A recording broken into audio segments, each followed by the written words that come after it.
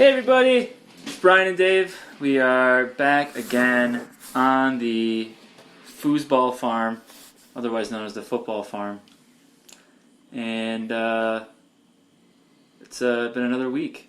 Lots to talk about today. Thank God. Last week was a disaster. What do you mean? It was critically panned, our last podcast. Uh-oh. Yeah. By who? Friend of the pod, Nate. He said it was weak. Oh, ouch. Yeah, I know. Why was it weak? Well, we had everything to talk about because international football is rubbish. Oh, well, you can't really blame us for that. I know. Well, that's We tried to make it as enjoyable as possible with our bants. Yeah. Yeah, I think we did a good effort. But I always think we do a good job, but I'm biased, so I don't Exactly. think my opinion really counts for anything. it's hard to be objective. Yeah. But yeah, don't worry, there's plenty of football. So many football matches. I haven't watched them all.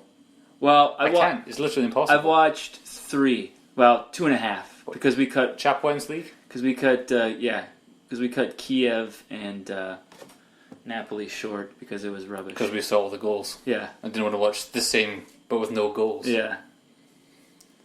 It's so rubbish that you have that game and it's in this big empty stadium. That stadium was the final of Euro 2012. That's where the game was. Yeah. And there's maybe 70,000 people. And how many were in it last? Was it even half full? I don't know. There's probably 15,000 people there. Yeah, you think if they put most of them in the stand facing the cameras, there's probably no one on that side where they were filming from. Yeah. Yeah. Probably like 20,000 or something. That's really a shame. We were talking about that last night, how, obviously the tickets for Champions League games are expensive even for group stages, but if you're not selling tickets, just a couple days before the match, look, these tickets are $10 a piece. Let's just fill the stadium. Yeah, or, I don't know. Just take them to some schools and get a bunch of kids in or something. Like some high school kids. Yeah, could do that too. Bring your dad. Yeah. Have a nice time. Or mum, if you want. But yeah, it was a decent game. We can get into it later, I guess. What other Champions League did I watch? Which one did I watch before? Oh, PSV and Atletico, which was a stomper. I really enjoyed that one. And then today I watched the 0-0 Juventus at home to Sevilla. Did you look at the list of all the scorelines, or did you pick just at random? Oh, I only watched what ESPN had available. And I didn't see the score lines for any of the games today, so I just was like, "Oh, this could be a good one." So if you picked at random, you kind of Yeah. Well, I knew Dortmund scored 6 today against Legia Warsaw. your wee chum played like a beast by all accounts.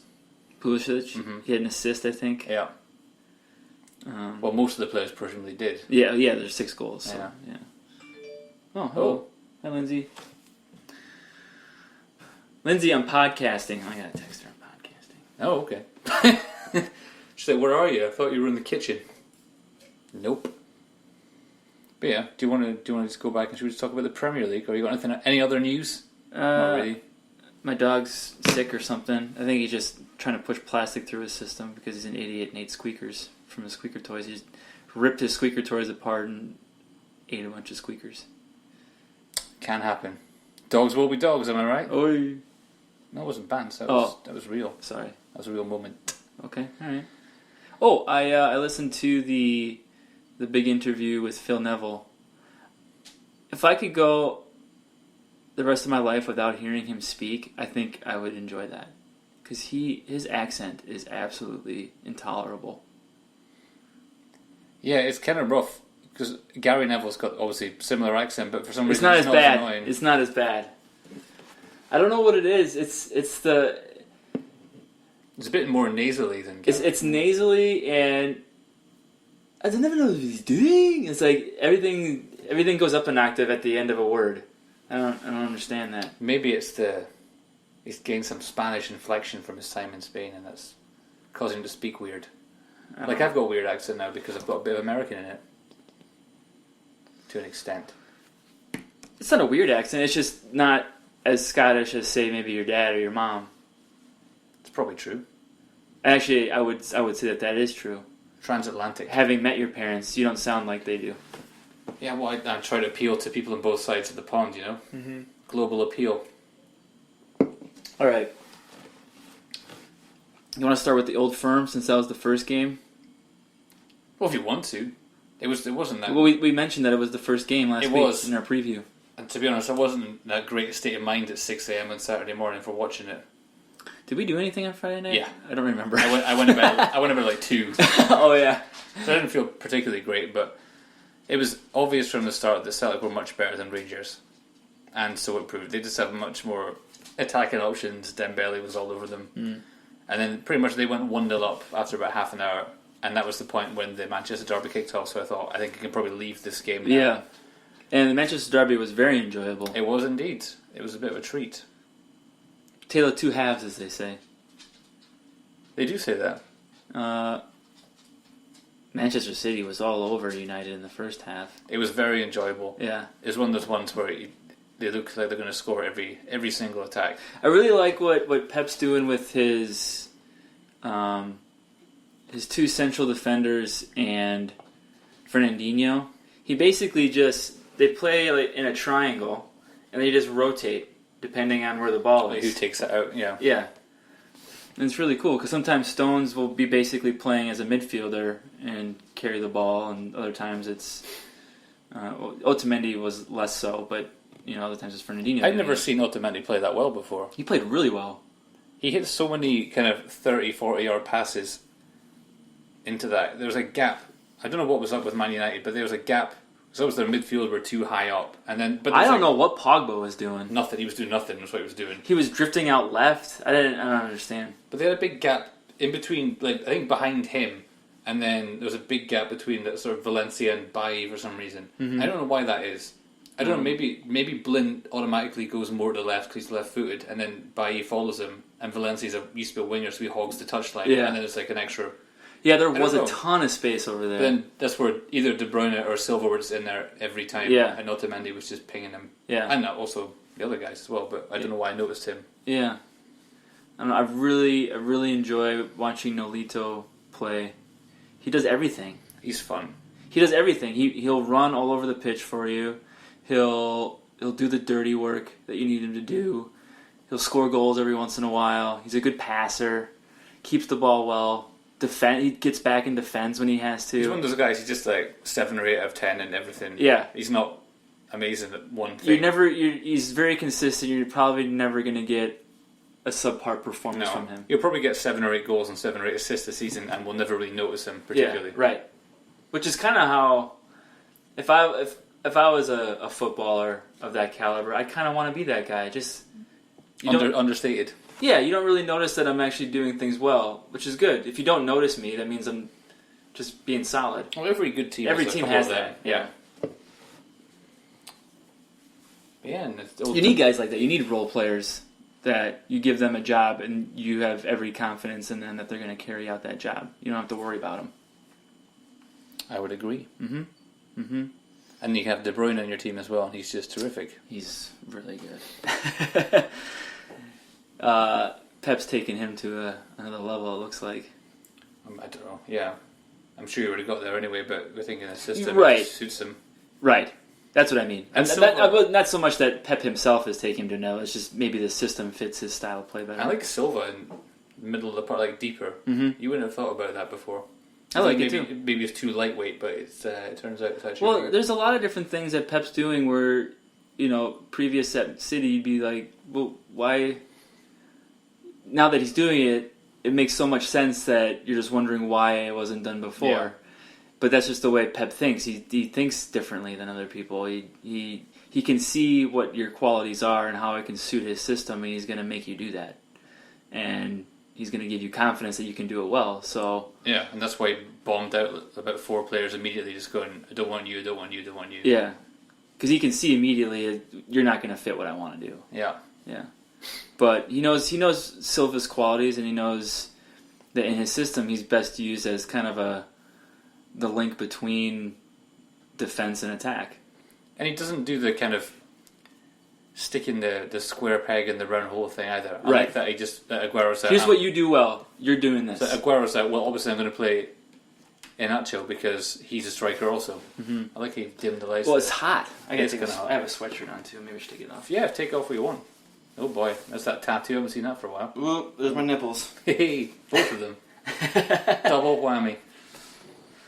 But United definitely in the second half. Well, towards the end of the first half too, they were trying to kind of make amends for their. They just had one chance and they got it. Yeah, but you could see that they were maybe the last 10 minutes or so they were trying to ramp it up a little bit. But then in the second half, I'm sure after a stern talking to from Mourinho, they looked like a different team. Well, and he made some changes.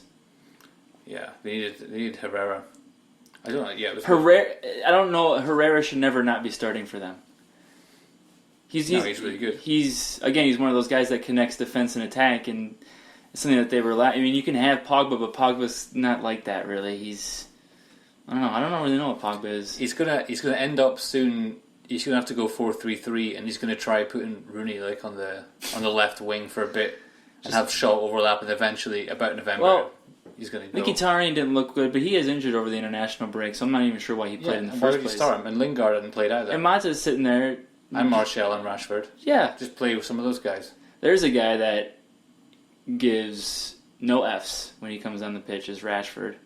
He's just, here's what I'm going to do. Try and stop me. That's basically his mentality. Yeah. I like that. It's good to have a young player that kind of is fearless like that. Yeah. Prefer if he wasn't English, but what can you do? He's an easy player to like, though. He's quite likable. Yeah. Everyone likes a local lad in the team. Yeah. But yeah, I mean, you have Juan Mata sitting there. You have an injured Mkhitaryan playing instead. Lingard. I mean... But yeah, he hadn't played all season either. Right. So why are you sticking him in there? Maybe just go with the guys that have brought you success so far this season. You won the first 3 games, just leave them in. Yeah. I don't know. He must have trying to be a bit reactive to what he thought Guardiola was going to do, and it didn't work. It didn't work at all. But it was a fun game. It was very enjoyable. It really kind of ruined the rest of the day for me. Because I followed it up with Aberdeen Cali Thistle, which is a very noticeable difference in class in that game. Yeah, that's not something... Well, it's hard to follow up that. Why is my Chrome just shut down and instead decided to install? What were the other games on Saturday, Dave? Well, there's a few... that were quite enjoyable. Spurs looked pretty good against Stoke. Son Heung-min got a couple of nice goals. He was, yeah. I did watch a bit of that one on replay, and he looked very good. I didn't really know until they said after the game, they're thinking of selling him in the summer, and it seems like a good person to sell. Because he can play pretty much anywhere across their front four if they need to. Yeah, why would you sell him? Well, the fact that he hasn't been playing yet, and they've opted for Larson instead as a substitute is an interesting move, I think. Who? Not Larson. Janssen. Oh, Janssen. Because, I mean, Janssen, you paid big money for him, and, you want to give Harry Kane a bit of a respite, but... Well, they haven't yet. I know. Just keep playing him until he just collapses. Yeah. But the good thing about Son is, I mean, you could go strikerless, and you could play centrally across the front three if you needed him to, You can do it all, pretty much. They have a nice array of attacking players when you think about Eriksen, Lamella, Son, England's Dele Alli. They have options across that front three, and four even. If Kane ever figures his life out, I don't think. I think your prediction last year of him just falling 7 off the goals table. It's just a year too early. I know, I was so close. Yeah. And today against Monaco, they were terrible. I've not seen any of it, but I did read they were fairly gashed. Like, didn't even care, basically. I don't know. It's always a bit weird, though, like, you're not even playing on their home ground. It's kind of odd. Oh, yeah, that's... Arsenal did that for 2 years in the very late, like 99, 2000, 2 years in a row in the Champions League. When they were building the Emirates, or what? No, just because they wanted more money, because Highbury was only, 36? Well, they're making renovations to White Hart Lane, right? Yeah, so that's why, because the capacity reduced. So at least there's a reason why they're doing it. But it's just to get cash. Yeah. I mean, I'd rather... Just keep playing at White Hart Lane. Just get through the... I like White Hart Lane, too. It's a nice, classic